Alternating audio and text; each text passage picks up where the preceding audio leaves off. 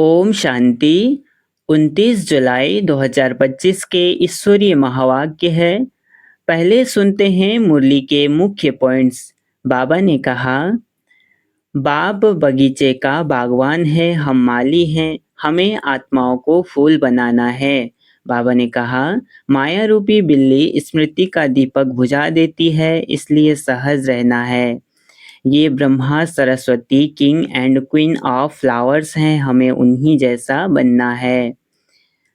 जिसे ज्ञान का तीसरा नेत्र मिला है, उसकी बुद्धि और चलन अत्यंत शुद्ध और रिफाइंड होती हैं। जो सहज योगी बनते हैं वही सहयोगी और महादानी भी बनते हैं। सेवा ही सबसे श्रेष्ठ कमाई है। बाप बार बार याद दिलाते हैं, मन मना भाव ही सफलता की कुंजी है। यही बाप की सबसे प्यारी श्रीमत है। अब सुनते हैं मुरली को विस्तार से। मुरली का सार। मीठे बच्चे, इस शरीर की वैल्यू तब है जब इसमें आत्मा प्रवेश करे, लेकिन सजावट शरीर की होती है, आत्मा की नहीं। प्रश्न, तुम बच्चों का फर्ज क्या है? तुम्हें कौन सी सेवा करनी है? उत्तर, तुम्हारा फर्ज है अपने हमजिन्स को नर से नारायण, नारी से लक्ष्मी बनने की युक्ति बताना। तुम्हें अब भारत की सच्ची रूहानी सेवा करनी है। तुम्हें ज्ञान का तीसरा नेत्र मिला है तो तुम्हारी बुद्धि और चलन बड़ी रिफाइंड होनी चाहिए। किसी में मोह जरा भी ना हो। गीत में है, नयनहीन को राह दिखाओ प्रभु। ओम शांति। डबल ओम शांति। तुम बच्चों को रेस्पॉन्ड करना चाहिए। ओम शांति। हमारा स्वधर्म है शांति। तुम अभी शांति के लिए थोड़े ही कहाँ जाएंगे। मनुष्य मन की शांति के लिए साधु संतों के पास भी जाते हैं ना। अब मन बुद्धि तो है आत्मा के ऑर्गन्स। जैसे यह शरीर के ऑर्गन्स हैं, वैसे मन बुद्धि और चक्षु। अब चक्षु जैसे यह नयन है, वैसे वह नहीं है। कहते हैं, हे प्रभु, नयनहीन को राह दिखाओ, बताओ। अब प्रभु व ईश्वर कहने से वह बाप का लव नहीं आता है। बाप से तो बच्चों को वर्षा मिलता है। यहाँ तो तुम बाप के सामने बैठे हो, पढ़ते भी हो। तुमको कौन पढ़ाते हैं? तुम ऐसे नहीं कहेंगे कि परमात्मा व प्रभु पढ़ाते हैं। तुम कहेंगे शिव बाबा पढ़ाते हैं। बाबा अक्षर तो बिल्कुल सिंपल है भी बाप दादा। आत्मा को आत्मा ही कहा जाता है, वैसे वह परम आत्मा है। वह कहते हैं, मैं परम आत्मा यानी परमात्मा तुम्हारा बाप हूँ। फिर मुझ परम आत्मा का ड्रामा अनुसार नाम रखा हुआ है शिव। ड्रामा में सबका नाम भी चाहिए ना। शिव का मंदिर भी है। भक्ति मार्ग वालों ने तो एक के बदले अनेक नाम रख दिए हैं और फिर ढेर के ढेर मंदिर बनाते रहते हैं। चीज एक ही है। सोमनाथ का मंदिर कितना बड़ा है, कितना सजाते हैं, महलों आदि की भी कितनी सजावट रखते हैं। आत्मा की तो कोई सजावट नहीं है, वैसे परम आत्मा की भी सजावट नहीं है। वह तो बिंदी है, बाकी जो भी सजावट है वह शरीरों की है। बाप कहते हैं, न हमारी सजावट है, न आत्माओं की सजावट है। आत्मा है ही बिंदी। इतनी छोटी बिंदी तो कुछ पाठ बजा न सके। वह छोटी सी आत्मा शरीर में प्रवेश करती है तो शरीर की कितने प्रकार की सजावट होती है। मनुष्यों के कितने नाम हैं। किंग क्वीन की सजावट कैसे होती है। आत्मा तो सिंपल बिंदी है। अभी तुम बच्चों ने यह भी समझा है, आत्मा ही ज्ञान धारण करती है। बाप कहते हैं, मेरे में भी ज्ञान है ना। शरीर में थोड़े ही ज्ञान होता है, मुझ आत्मा में ज्ञान है। मुझे यह शरीर लेना पड़ता है तुमको सुनाने के लिए। शरीर बिगड़ तो तुम सुन न सको। अब यह गीत बनाया है, नयनहीन को राह दिखाओ प्रभु। क्या शरीर को राह बतानी है? नहीं, आत्मा को। आत्मा ही पुकारती है। शरीर को तो दो नेत्र हैं, तीन तो हो न सके। तीसरे नेत्र का यहाँ मस्तक में तिलक भी देते हैं। कोई सिर्फ बिंदी मुआफिक देते हैं, कोई लकीर निकालते हैं। बिंदी तो है आत्मा, बाकी ज्ञान का तीसरा नेत्र मिलता है। आत्मा को पहले यह ज्ञान का तीसरा नेत्र नहीं था। कोई भी मनुष्य मात्र को यह ज्ञान नहीं है, इसलिए ज्ञान नेत्रहीन कहा जाता है। बाकी यह आँखें तो सबको हैं, सारी दुनिया में कोई को यह तीसरा नेत्र नहीं है। तुम हो सर्वोत्तम ब्राह्मण कुल के, तुम जानते हो भक्ति मार्ग और ज्ञान मार्ग में कितना फर्क है। तुम रचता और रचना के आदि मध्य अंत को जानकर चक्रवर्ती राजा बनते हो। जैसे ICS वाले भी बहुत ऊंचा पद पाते हैं, परंतु यहाँ कोई पढ़ाई से MP आदि नहीं बनते हैं। यहाँ तो चुनाव होते हैं, वोट्स पर MP आदि बनते हैं। अभी तुम आत्माओं को बाप की श्रीमत मिलती है, और कोई भी ऐसे नहीं कहेंगे कि हम आत्मा को मत देते हैं। वह तो सब हैं देह अभिमानी, बाप ही आकर देही अभिमानी बनाना सिखलाते हैं। सब हैं देह अभिमानी। मनुष्य शरीर का कितना भवका रखते हैं, यहाँ तो बाप आत्माओं को ही देखते हैं। शरीर तो विनाशी है, वर्थ नॉट ए पेनी है।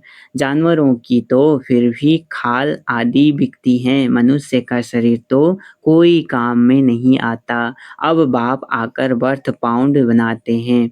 तुम बच्चे जानते हो कि अभी हम 100 देवता बन रहे हैं, तो यह नशा चढ़ा रहना चाहिए, परंतु यह नशा भी नंबरवार पुरुषार्थ अनुसार रहता है।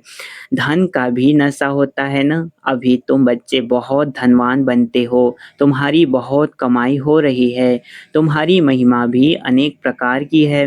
तुम फूलों का बगीचा बनाते हो, सत्युग को कहा जाता है गार्डन ऑफ फ्लावर्स। इसका सैपलिंग कब लगता है यह भी किसको पता नहीं। तुमको बाप समझाते हैं, बुलाते भी हैं, हे भगवान, हे बागवान आओ। उनको माली नहीं कहेंगे, माली तुम बच्चे हो जो सेंटर संभालते हो। माली अनेक प्रकार के होते हैं, बागवान एक ही है।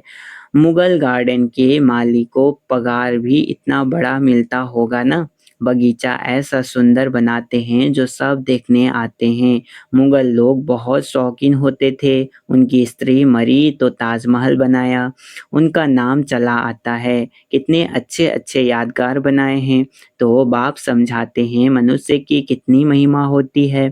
मनुष्य तो मनुष्य ही हैं, लड़ाई में ढेर के ढेर मनुष्य मरते हैं, फिर क्या करते हैं, घासलेट पेट्रोल डाल खलास कर देते हैं। कोई तो ऐसे ही पड़े रहते हैं, दफन थोड़े ही करते हैं, कुछ भी मान नहीं। तो अब तुम बच्चों को कितना नारायणी नशा चढ़ना चाहिए। यह है ही विश्व के मालिक बने का नशा। सत्यनारायण की कथा है तो जरूर नारायण ही बनेंगे। आत्मा को ज्ञान का तीसरा नेत्र मिलता है, देने वाला है बाप। तिजरी की कथा भी है। इन सब का अर्थ बाप बैठ समझाते हैं।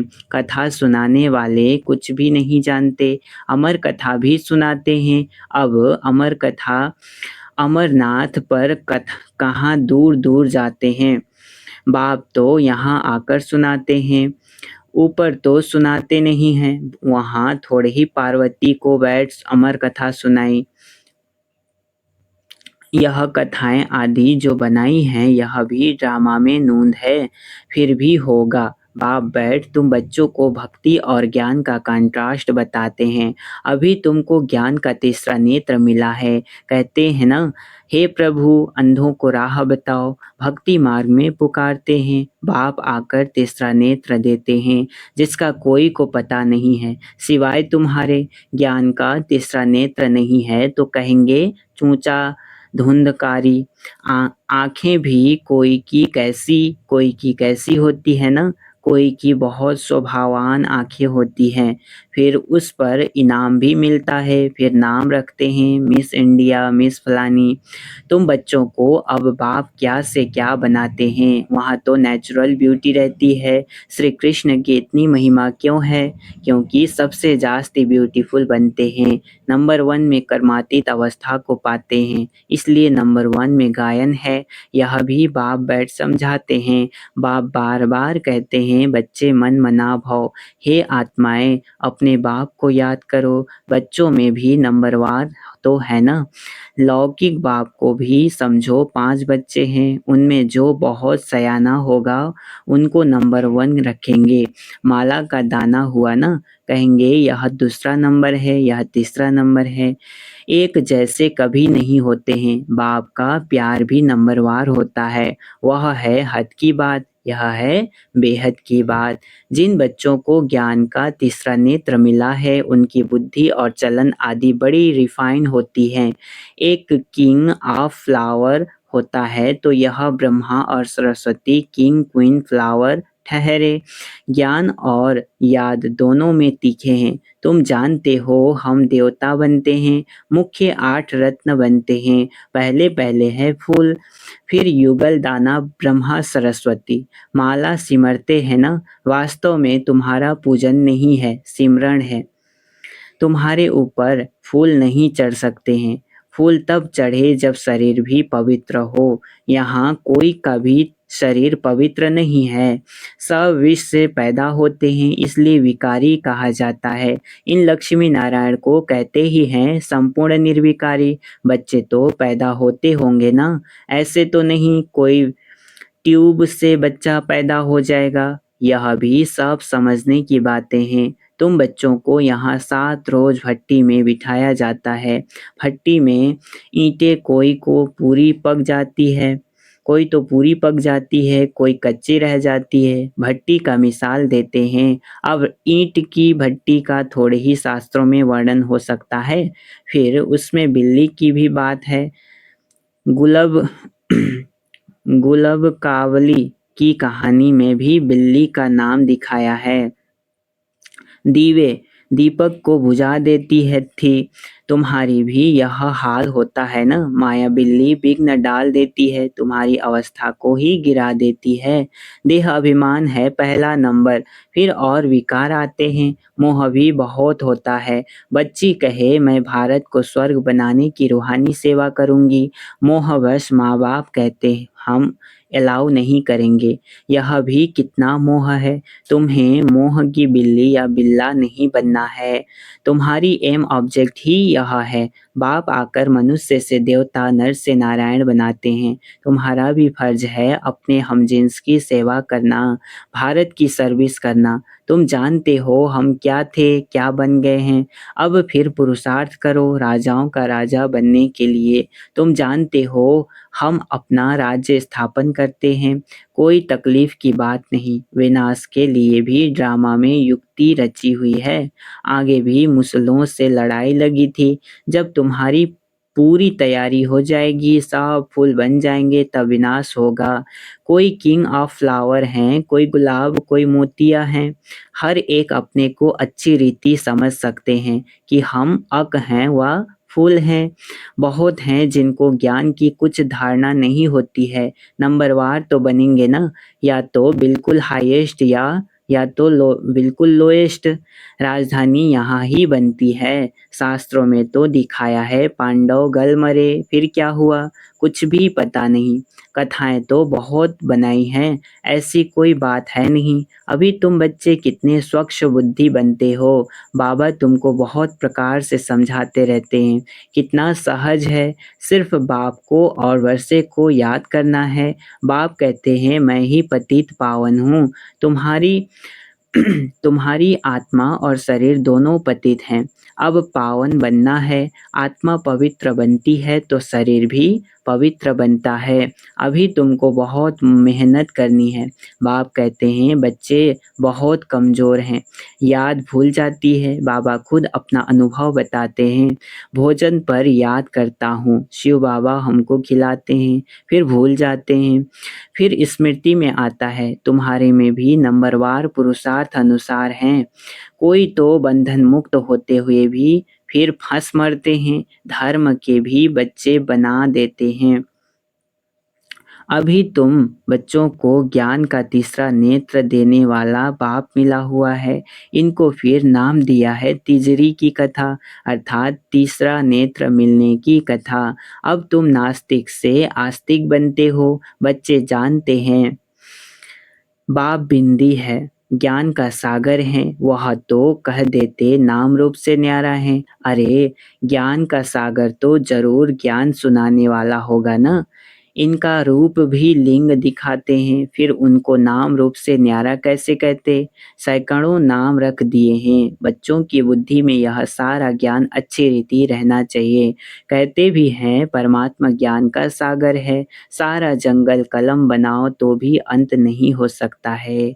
अच्छा, मीठे मीठे सिकिलधे बच्चों प्रति माता पिता बाप दादा का याद प्यार और गुड मॉर्निंग। रूहानी बाप की रूहानी बच्चों को नमस्ते। हम रूहानी बच्चों की रूहानी माता पिता बाप दादा को याद प्यार और गुड मॉर्निंग। नमस्ते नमस्ते नमस्ते, शुक्रिया बाबा शुक्रिया। धारणा के लिए मुख्य सार है। पहला पॉइंट, अभी हम बाप द्वारा बर्थ पाउंड बने हैं, हम सो देवता बनने वाले हैं। इसी नारायणी नशे में रहना है, बंधन मुक्त बन सेवा करनी है, बंधनों में फंसना नहीं है। दूसरा, ज्ञान योग में तीखे बन मात पिता समान किंग ऑफ फ्लावर बनना है और अपने हमजिन्स की भी सेवा करनी है।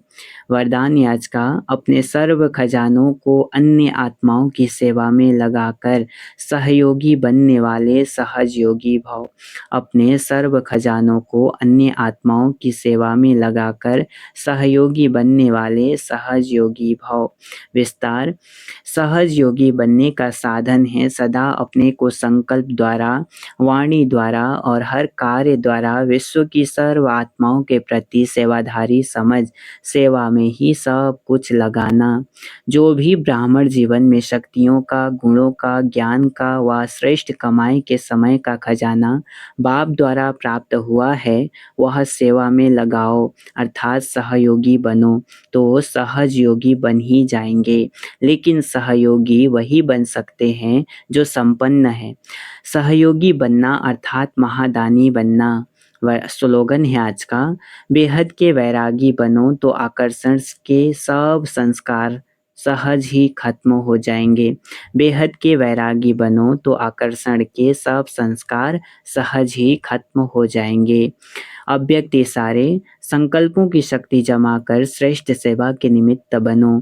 जैसे अपने स्थूल कार्य के प्रोग्राम को दिनचर्या प्रमाण से करते हो, जैसे अपने स्थूल कार्य के प्रोग्राम को दिनचर्या प्रमाण सेट करते हो, ऐसे अपनी मनसा समर्थ स्थिति का प्रोग्राम सेट करो तो संकल्प शक्ति जमा होती जाएगी। अपने मन को समर्थ संकल्पों में बिजी रखेंगे तो मन को अपसेट होने का समय ही नहीं मिलेगा। मन सदा सेट अर्थात एकाग्र है तो स्वतः अच्छे वाइब्रेशन फैलते हैं, सेवा होती है। अच्छा, ओम शांति।